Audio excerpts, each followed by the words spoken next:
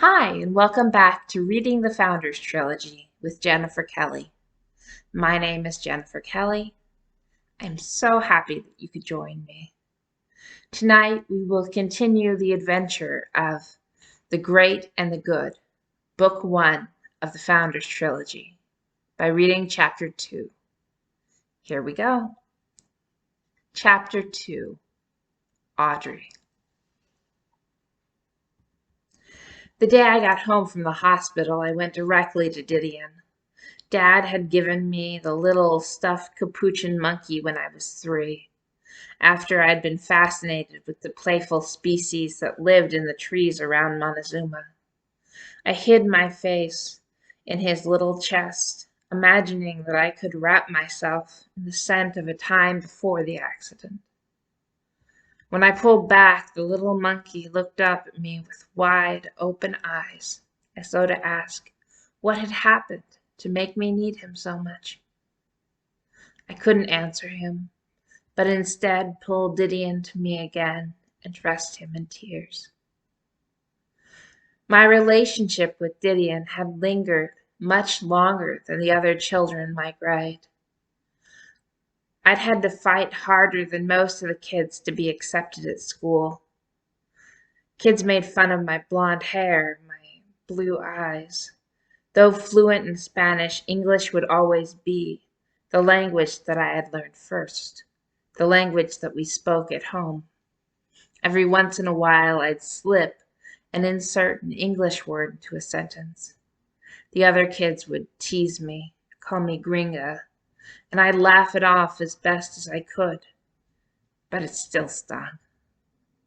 I found that I never really fit in Montezuma. I'd just started Liceo, my last years of school before I would go out into the world as an adult. Still, besides with my parents, I'd never felt at home in Costa Rica. Dad had moved here before I was born, moved to California during the tech boom to be free of those damn machines, as he put it.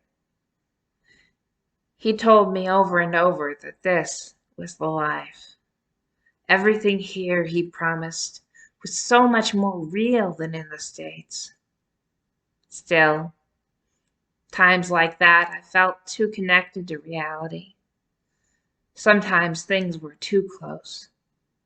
Just then, with a hole in my heart that threatened to consume the rest of me, I was thinking that a little unreality didn't sound so bad. I set some music blaring to burn the thoughts out of me, to replace them with beats and rhythms and beats and rhythms until I wasn't feeling anything but the music.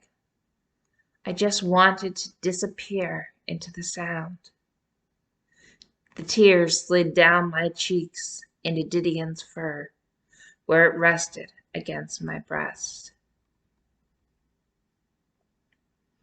The thing you need to know about my mother is that she was always what I thought of as a proper woman. I'd never been good at all the female things that seemed to come to her so naturally. She was always the first to come to a stranger's aid, always the first to organize a celebration, always witty and charming, and she made it look easy. I'd always been one to climb trees or go exploring the river, swimming in the waterfalls when no one was around. Stargazer. I dreamed of the vast world, something more than this tiny piece of paradise. What I'd come to realize by the time I lost Dad was that no matter how beautiful a place is, if it's where you grew up, all that you know, then you're never going to be satisfied with it. Maybe after I see the whole planet, I'll be able to come back to Montezuma and declare it beautiful. Right now, though, it's just home. I always took it for granted that there would be monkeys in the trees, chewing at the mangoes, and that the jungle would always be green and teeming with life. Somehow, Mother seemed to be able to put on a mask of contentment, even now. She'd taken a leave at work to make sure to prepare 3 meals a day and remind me to eat. She would talk encouragingly to the plants in the garden. She would smile at me, those encouraging little smiles. She was brave on the outside, but at night, as I waited in her doorway to ask to sleep with her, to feel less alone, I'd hear her crying, watch her body quake. Only when she was finished would I walk in and pull the sheet back. She'd pull the blankets over me, never the tiniest bit ashamed, and we'd sleep at last. Her lack of self-consciousness about the grief reminded me that what I was going through was normal, healthy even as it tore me apart. The first day that I went back to school after the accident, I slept in. I slid into some jeans, a t-shirt, and my Converse shoes. I stared at Didion, shaking my head. If they tease me about what happened to Dad, I promised the stuffed monkey, I'm gonna freaking lose it, okay? He stared back at me, the morning light gleaming in his eyes. When I finally made it home that afternoon, Mother was slicing mangoes in the kitchen. So ripe, she proclaimed them, waving a slice at me. Come try. She smiled warmly. How was school? I just winced. I sloughed my backpack onto the kitchen table before doodly opening my mouth for a mango delivery. I said, that's good. Don't talk with your mouth full. But she was smiling. Sliding the glass door open, I stepped out into our back garden. The old brick walls were high, and I knew no one could see in. I made my way across the grass. Dad always kept it well mowed. No one had touched it since he died. There were strands that poked up in the corners, some rude enough to grow in the middle of the lawn. Death might be a final resting place, but there was no place to rest for those left behind. No halt in the steady progression of life to compensate for the lack of will on our part to move on. I couldn't stand all the euphemisms. Dad hadn't passed or slipped away or, God forbid, gone to a better place. It wasn't polite or pretty, but the hushed tones I'd been met with that day at school absolutely demanded that I approach it that way.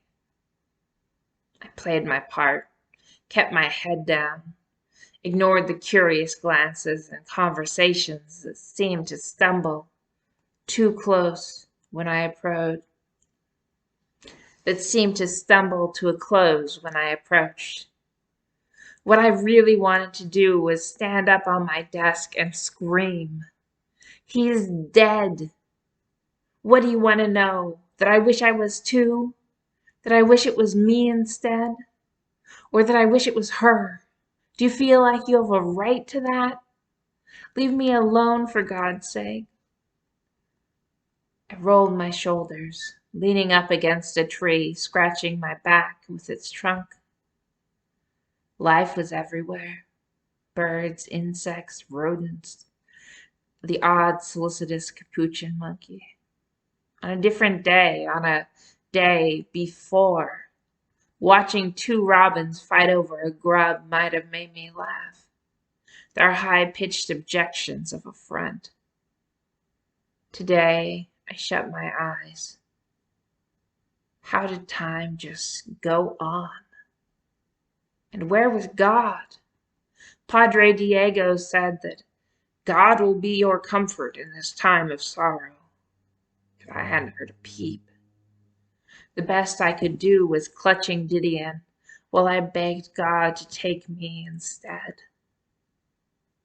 I knew that wouldn't be what Dad wanted, but I didn't care.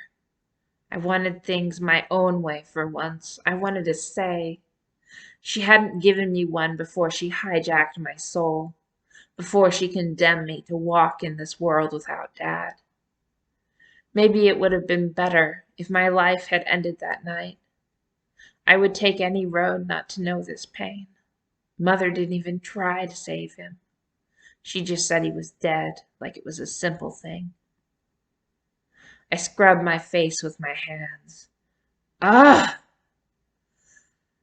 I knew that she loved me, that she did her best for me, but was wanting me to live not a little selfish on her part? I shook my head.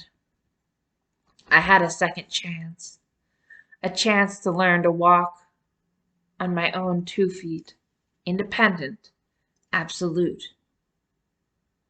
I pulled a papaya off the tree in the garden and threw it into the jungle as hard as I could. I let out a scream that turned into a sob, then another, until I was curled up in its roots, fetal and crying. I don't know if she saw or heard me, but she didn't come out to check on me. That's it for the second chapter. I hope to see you in chapter 3. Good night, my friends.